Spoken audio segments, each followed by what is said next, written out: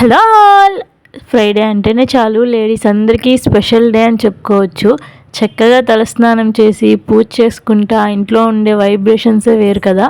ఇదైతే నా Friday vlog. First time ఎవరైనా నా ఛానల్ని చూస్తుంటే ప్లీజ్ సబ్స్క్రైబ్ చేసుకోండి. సబ్స్క్రైబ్ చేసుకొని లైక్ చేయండి. నేనైతే ఈరోజు మార్నింగ్ బ్రేక్ఫాస్ట్కి పెసరట్టు అయితే వేస్తున్నాను. ఏంటి పెసరట్టు అని చెప్పింది, మధ్య మధ్యలో తెల్ల శనగలు కనిపిస్తున్నాయి అని అనుకుంటున్నారు కదా. నేనైతే పెసరట్టు చేసేటప్పుడు ఒక గుప్పెడు తెల్ల శనగలు ఉంటాయి కదా, అవి కూడా నానబెడతాను. నైట్ నానబెట్టేటప్పుడు టేస్ట్ బాగుంటుందని చెప్పేసి ఇక్కడైతే నానబెట్టిన పెసల్ని గ్రైండ్ చేసేస్తున్నాను. అల్లం, పచ్చిమిర్చి, జీలకర్ర, ఉప్పు అన్నీ వేసి. మీ దగ్గర ఉంటే కొత్తిమీర, కరివేపాకు కూడా వేసుకోవచ్చు. అవి వేసుకున్నా బాగానే ఉంటుంది. నా దగ్గర కొత్తిమీర లేదని చెప్పేసి అయితే వేయలేదు. ఈరోజు ఫ్రైడే అని చెప్పేసి మార్నింగ్ ఎర్లీగా లేచేసి ఇంట్లో పనులన్నీ పూజ చేసేసుకొని ఇంకా టిఫిన్ చేయడానికి అయితే వచ్చేసాను. మళ్ళీ ధనుష్కి స్కూల్ టైం అవుతుంది కదా, అందుకని చెప్పేసి దోశల్లోకి అయితే నేను పల్లీ చట్నీ చేస్తున్నాను. నార్మల్ దోశలోకి అయితే కొబ్బరి చట్నీ చేస్తాను, కానీ పెసరట్టు అని చెప్పేసి పల్లీలతో అయితే చట్నీ చేస్తున్నాను. ఆల్రెడీ ఫ్రై చేసి పెట్టుకున్న పల్లీలే కాబట్టి మరీ అంత ఎక్కువసేపు అయితే వేయించవసరం లేదు. కొంచెం సేపు అలా వేయించుకుంటే సరిపోయిద్ది. ఇంకా పల్లీలు కూడా వేగిన తర్వాత చింతపండు, చిన్నులపాయ రెమ్మలు కూడా వేసి వేయించుకుంటున్నాను. ఇక్కడ పల్లీలేమో మరీ పచ్చిగా ఉంటాయి. కొన్ని చోట్ల ఫ్రై చేసి అమ్ముతారు కదా, మాకైతే పచ్చియే అమ్ముతారు. ఒకేసారి 1 kg అలా తెచ్చుకోవడం వల్ల ఫాస్ట్గా పురుగు పట్టేస్తుంది. అందుకని నేను తెచ్చుకున్న తర్వాత ఫ్రై చేసి అయితే స్టోర్ చేసుకుంటున్నాను. ఇంకా ఫ్రై చేయడం అయితే అయిపోయింది. చట్నీకి వాటర్ పెట్టేశాను స్నానానికి అని చెప్పేసి ధనుష్కి. వెళ్ళి ధనుష్ని లేపాలి. ఆల్రెడీ ఒకసారి లేచేసి మళ్ళీ వెళ్ళి పడుకున్నాడు. నేను వచ్చేసరికి మళ్ళీ పడుకున్నట్టు యాక్ట్ చేస్తున్నాడు. పర్ణిక మాత్రం నన్ను చూసేసి అయితే లేచేసింది వెంటనే. ధనుష్ కూడా లేచేశాడు. ధనుష్ లేచిన వెంటనే తను అయితే పడుకున్న పక్కన అయితే నీట్గా సర్దేస్తాడు.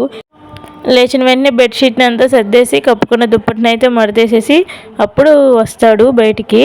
స్టార్టింగ్లో ఏం అలా చేసేవాడు కాదు, కానీ నేను చెప్పేదాన్ని ధను లేచిన వెంటనే ఫస్ట్ బెడ్షీట్లు అంతా మడతేసేసి దుప్పట్లు అన్నీ మడతేసి పెట్టేయాలి, అలా ఉండాలి, గుడ్ బాయ్ లాగా బిహేవ్ చేయాలి అని చెప్పేసి అలా చెప్తూ ఉంటే తనే నేర్చుకున్నాడు.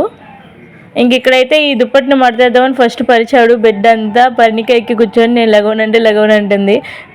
చాలా కష్టపడుతున్నారు దాన్ని మడతేదానికైతే. అలాగోలా మడతేసి అయితే వచ్చేసాడు. దోశల్లోకి చట్నీ అయితే మిక్సీ పట్టేశాను. తాలింపు అయితే వేసుకుంటున్నాను. తాలింపు వేసి దోశలు అయితే పోసేస్తూ ఉన్నాను ధనుష్ కోసం అని చెప్పేసి. రోజు అయితే నేనే స్నానం చేయించేదాన్ని వాడిని, కానీ ఈరోజు కొంచెం దోశలు అవి పోయాలి, పనుందిలే నువ్వే చేసేయమని చెప్పాను వాడికి. వాడు స్నానం చేసి వచ్చేలోపు నేనైతే దోశలు పోసేస్తున్నాను. మొన్న రథసప్తమి నుంచి ధనుష్ రోజు సూర్య నమస్కారాలు చేసుకోవడం అయితే స్టార్ట్ చేశాడు. ఫస్ట్ సూర్య నమస్కారాలు చేసుకొని స్నానం చేసిన తర్వాత వచ్చి దేవుడి గదిలో అయితే దండం పెట్టుకుంటూ ఉన్నాడు. సరే మంచి అలవాటే కదా అని చెప్పేసి నేను కూడా ఎంకరేజ్ చేస్తూ ఉన్నాను. ఎప్పుడైనా మర్చిపోయినా కానీ మళ్ళీ వచ్చి వెనక్కి వెళ్ళి మరీ పెట్టుకుంటాడు. ఫస్ట్ ఒక దోశ అయితే పోసి పర్ణికాకి ఇచ్చేసాను. అలా ఇచ్చేసాను అనుకోండి, తను తింటూ ఉండిద్ది. ఈరోజు ఫ్రైడే కదా, ఫ్రైడే రోజు మాత్రం నేను ఖచ్చితంగా ఇల్లు తుడిచేటప్పుడు సాల్ట్, పసుపు వేస్తాను నీళ్ళల్లో. డెటాలు, లైజాలు ఇవన్నీ ఏమి వేయను. ఓన్లీ సాల్ట్, పసుపు మాత్రమే వేసి ఆ రోజు ఇల్లు అయితే తుడుస్తాను. రిమైనింగ్ డేస్లో అవి యూస్ చేస్తాను. ఎందుకంటే ఇంట్లో ఉన్న నెగిటివ్ ఎనర్జీ అంతా పోయి పాజిటివ్ ఎనర్జీ వచ్చింది అని చెప్పేసి చూశాను నేను ఒక చోట.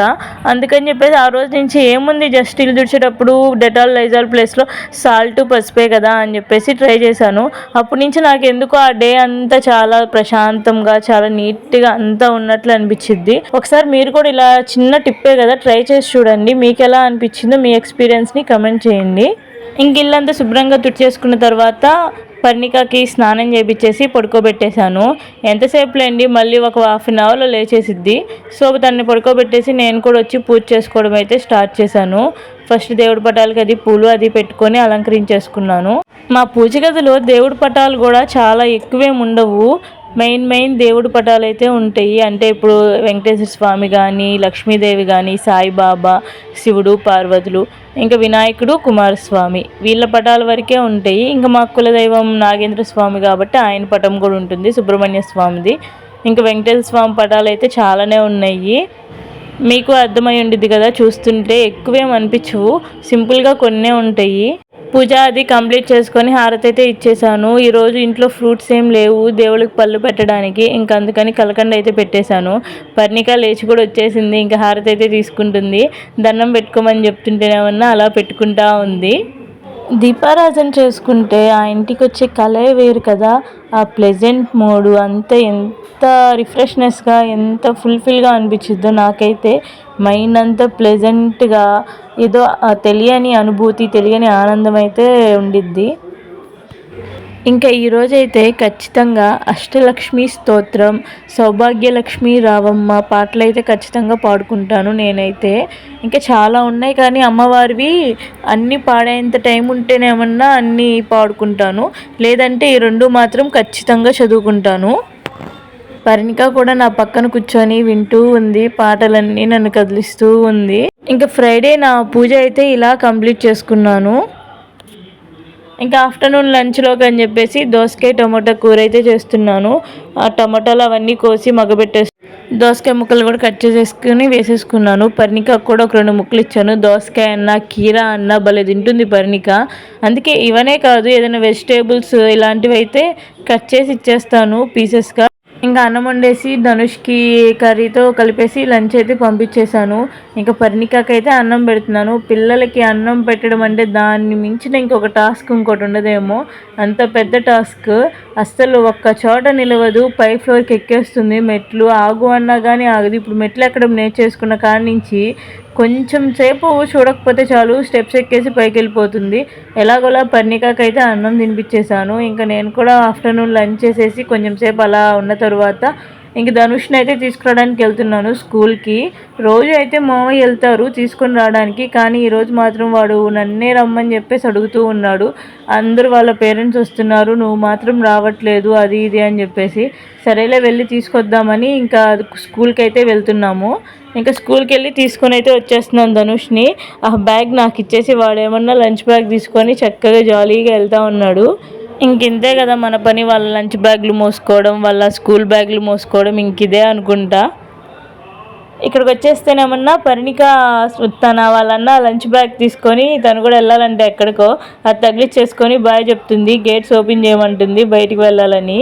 ఇంక ధనుష్కి స్కూల్ నుంచి వచ్చిన తర్వాత స్నాక్స్గా ఏమన్నా బ్రెడ్ టోస్ట్ చేసి పెట్టాను. కొంచెం బటర్ వేసేసి 2 సైడ్స్ అయితే కాల్చి ఇచ్చేసాను. ఇలా ఇస్తే చాలు వాడు ఇష్టంగా తినేస్తాడు.